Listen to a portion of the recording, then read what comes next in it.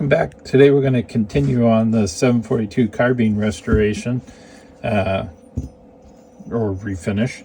This originally was anodized, and we don't have an anodizing process here.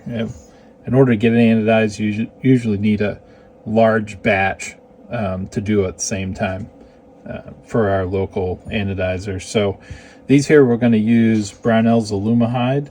I've been using it for 20 years now, and it does a great job. It's a baked on finish, and it's hard as a rock, and it has a pretty thin coating on the metal, so it doesn't have that chunky painted look. So let's go ahead and get started with that. We're going to start by hanging the parts and then degrease them. Brownell's recommends using TCE degreaser. It's not a product that they have currently in stock. Like so many other things, denatured alcohol is what I use. It seemed to work pretty well, and I didn't have any problems with fisheye in the paint. That's one that's an oil contaminant, and it makes this spot that just can't be covered by the finish, and it creates a little fisheye. So that's what I use. Brakes parts cleaner can also be used in a jam.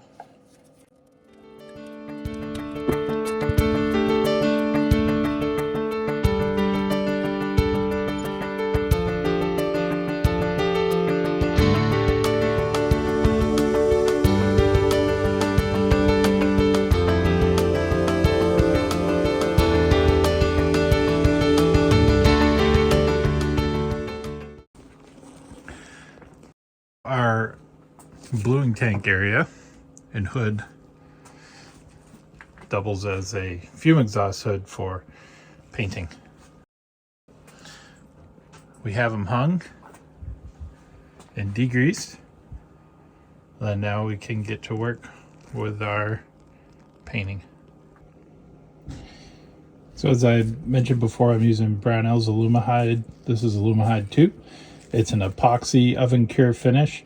It really works great on aluminum parts. It doesn't give a thick coating, and it's hard as a rock after you bake it in the oven.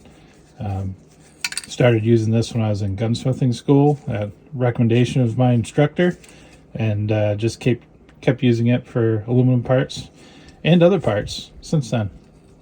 Let's use it. A couple of pointers that I've found helpful. I always do a test spray on a piece of cardboard to make sure that the nozzle isn't clogged up. One problem that these cans do have is you get some gunk in the nozzle now and again. So also it covers quick. I use quick, even strokes, and make sure you look at it from all angles to make sure you have coverage throughout.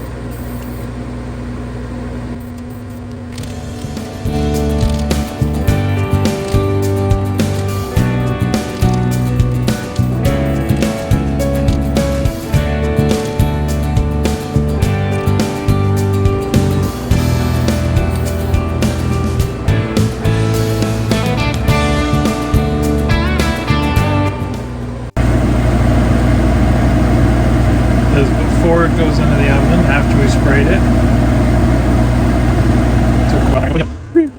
Rosie doesn't like the smell. There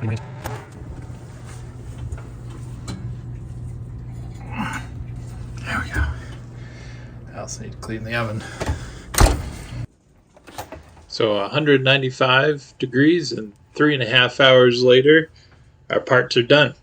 And at this point, they can be used just like they had cured for the 15 days that's recommended for air cure. So highly recommend baking them.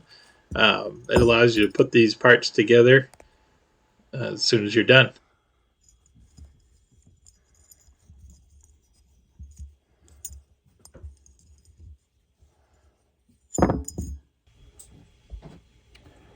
What I like about this stuff so much is you can even still see all the machining marks and the sanding marks originally on the piece from the factory.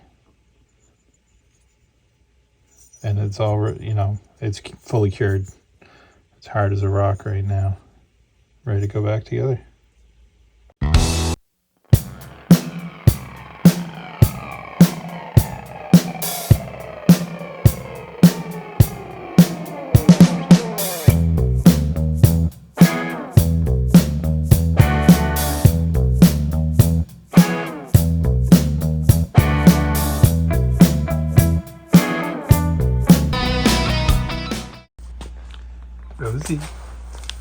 Ramsey.